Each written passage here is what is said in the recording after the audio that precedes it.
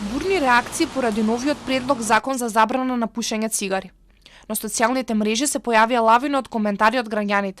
Некои сметаа дека државата со ова нашла начин да го полни буџетот. Други дека ќе замре нокниот живот, но има и такви кои даваат поддршка. И граѓаните, кои ги анкетиравме утрово, имаат поделени мислења. За дел од нив законот е добар, додека други сметаат дека е престрог. Одлично. Паметна идеја, досега требаше да се направи многу порано. Мислам дека е престрога.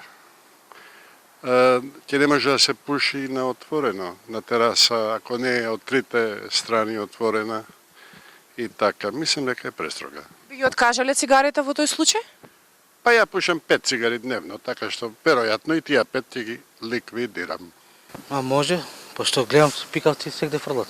Немат никаков дисциплина, нема како што е устранство. Треба да и ние да бидеме како нив чисти, дисциплинирани.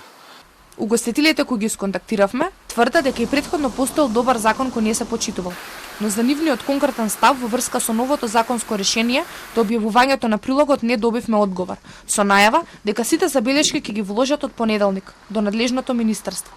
Според предлог законот се воведуваат значително поригорозни мерки за тутунските и никотинските производи, кои опфаќаат класични цигари, електронски цигари и вејпови. Пушењето ќе биде забрането во сите затворени јавни простории, на терасите на угостителските објекти кои не се целосно отворени од најмалку 3 страни, како и во автомобили во присуство на деца, на станици, пазари и други јавни места.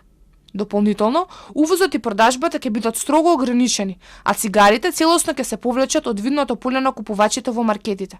Исто така, ќе има и целосна забрана за нивно рекламирање.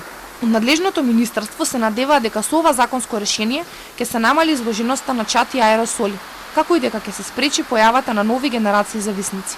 Неодамна беше објавено истражување според кое стапката на пушење кај возрастни е над 45%, што е далеку над европскиот просек, а годишно умираат до 4000 лица од болести тесно поврзани со пушењето.